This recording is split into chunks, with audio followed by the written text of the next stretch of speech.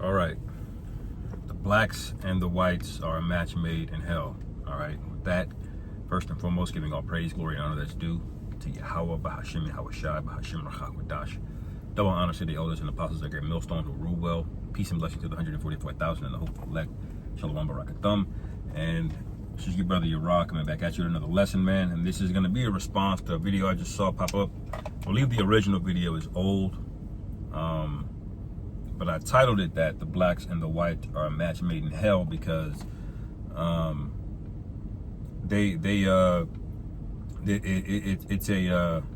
first of all, black and white are both creations, racial categories meant to put one over the other. And now you have this movement of unity, even though they're still undermining you to this very day, even though they're destroying the earth to this very day, even though you belong to a heritage that is to rule over the entire globe. All right, but our people don't want to hear that. Let's play some of this video. This is it says Crooked Cop. It's from Abe Preach. Crooked Cop meets man whom he falsely imprisoned, and it's disgusting. Convince yourself that what you're doing has purpose. Even if it's wrong, it has purpose. And I was completely convinced in that place that it was okay for me to do what I had been doing. It all came crashing down in 2008 when he was caught, and some 50 cases had to be dismissed by the Berrien County Prosecutor's Office. If it wouldn't have ended this way with me getting caught, I don't know how it would have ended. One of those. Now, you heard that, right? 50 cases he did that they just had to throw out. But how is this guy walking around doing interviews? You know? I have to try to find the precept. Okay, let me see.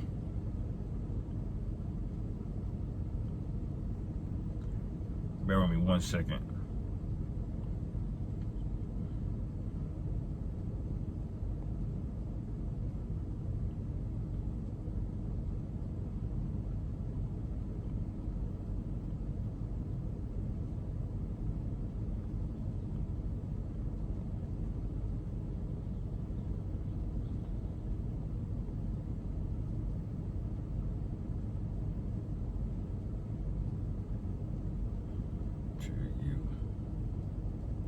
I know there's the case in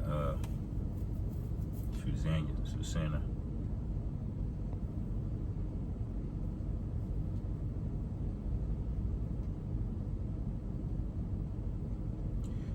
Let me go to it, Deuteronomy.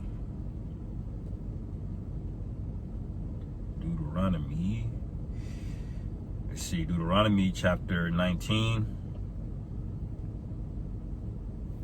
Okay.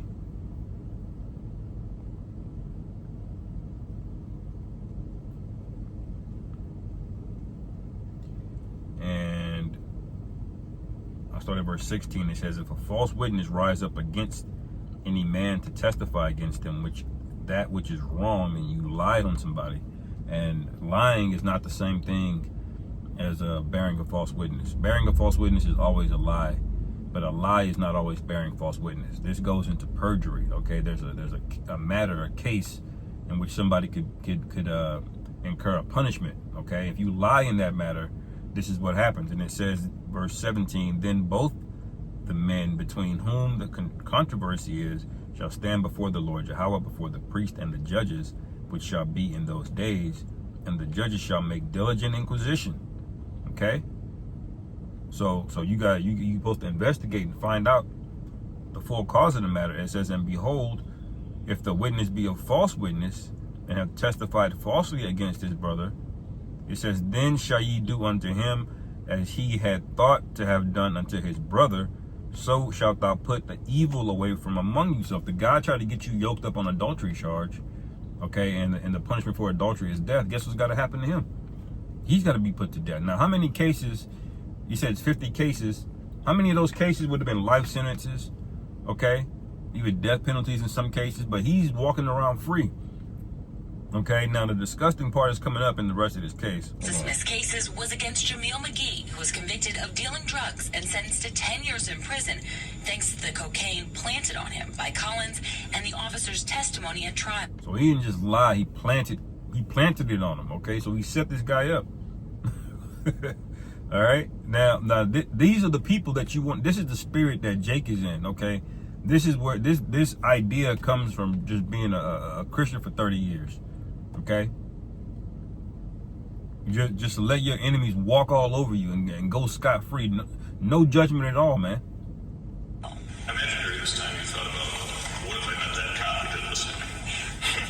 Yes. Yeah. That was a goal back then, to find him and hurt him. Just the way I was hurting. That was my angle. Collins went to federal prison for 18 months in 2009. At the same time, That's in the scriptures, okay?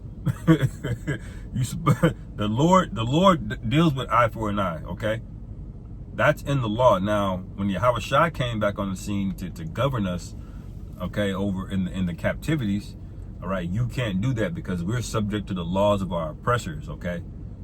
You know, you can't exercise Leviticus 20 and 13 here, okay? You got to let it go, okay?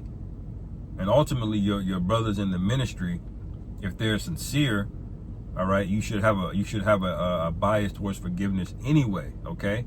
And if they're not, then they're not a part of the body, okay? That's what Christians don't get when they read the New Testament. They think about turning the other cheek. I mean, you just roll over and let people just manhandle you, man. All right, this hyper forgiveness spirit of the wicked. When the Lord said you're not even supposed to pray for him. he was released after serving 4. The men say it was more than coincidence that led them to meet again in 2011. This time at a cafe run by a religious organization. By then, both men had embraced Christianity. Collins asked McGee for forgiveness, and McGee gave it. It was pretty much for me. I needed to do that because what it was doing to me, what it was making me become. I mean, that sounds like something I said recently, no? Yeah, I'm not saying that you're not right. You are right. And all those people that we're talking about, Forgiveness, it's for me. It's for me. All right, but you got to realize the Lord has to forgive them. Okay? You don't have to deal with a person that wrongfully accuses you, man. And ultimately, none of this is all moot anyway, because look what it says here. Proverbs 11 and 21, it says, though hand join in hand, the wicked shall not be unpunished, but the seed of the righteous shall be delivered. Okay, these people are the wicked. Okay, they're unforgivable. Okay, the Lord is already destined for them to get put in shackles, serve out a harsh slavery judgment for 1,000 years, and ultimately be done away with, and for eternity, man. Just gone. All right? That's what the Lord purposed, okay? saying they're bigger than me. That's all I said. You are right in what you're saying. It is true what you're saying. It's just that. Yeah. I think it's hard even for me to imagine myself in that scenario. But the reason why I can't understand is because I just didn't go through what they went through. And I can't really imagine what that's like. Can you? No. Because none of us have ever been locked in a box for years on end with nothing but our thoughts. So that's what I'm saying. Like, again, I'm not saying I love what they're saying. I'm just saying I can't deny the fact that I've just heard so many of these people who are falsely accused come out and have this air of forgiveness I'll never grant. So to me, that means that there's something about their consistent experiences that I just can't fathom yet. And, there's something to be said about that. These guys went through something that's incredibly difficult. I saw some cases where motherfuckers spent more than 28 to 40 years. Hell and they no. come out, and I'm expecting anger and guns blazing. And they're like, no, you let go of that shit early. Because you can't survive in there with that emotion all the time. And then it just started to sit with me, and I was like, I'm not even. It's just that when I come out, I really want to do like. Switch! Your ass in there. Go see. oh, you want the other person to take Go see what I live. Go. Just a thing.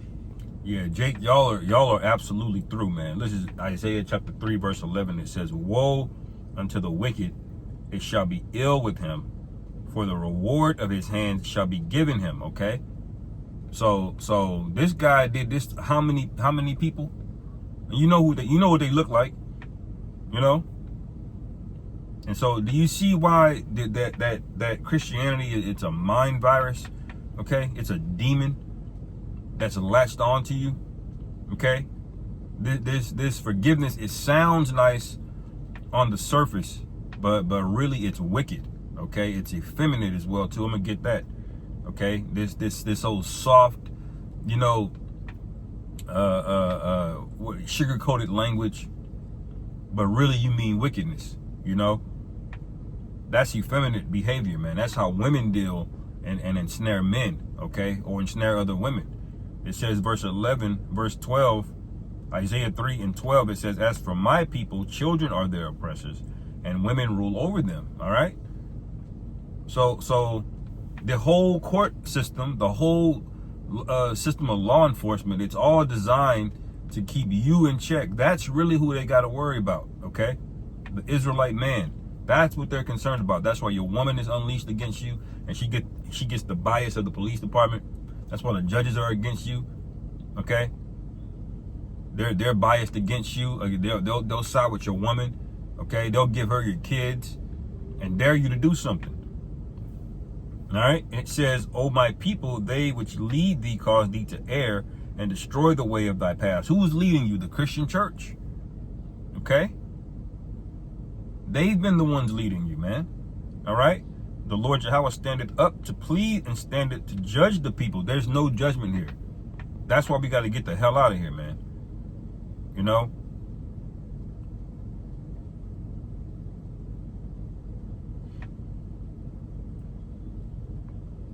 Let me see.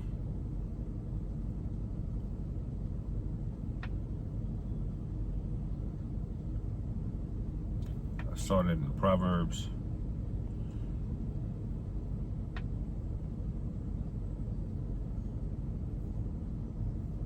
Let me find it. Bear with me.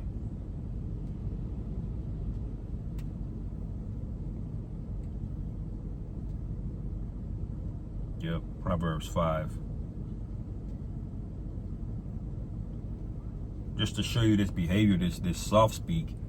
You know, we all want rights. It all comes from an effeminate spirit, and that's why the Lord likens Babylon the Great into what? A whore. Okay.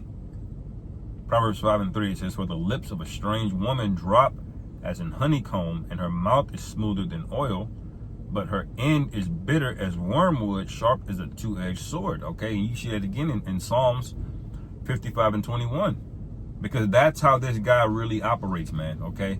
He's really a rainbow bender. Okay, that's really the spirit that's on this guy. But he's a violent, ravenous demon. Okay, a serpent. It says, "But her end is bitter as wormwood, sharp as a two-edged sword. Her feet go down to death. Her steps take hold on hell." All right, lest thou shouldest ponder the path of life. Her ways are movable, that thou canst not know them. Okay, hear me now, therefore, O ye children, and depart not from the words of my mouth.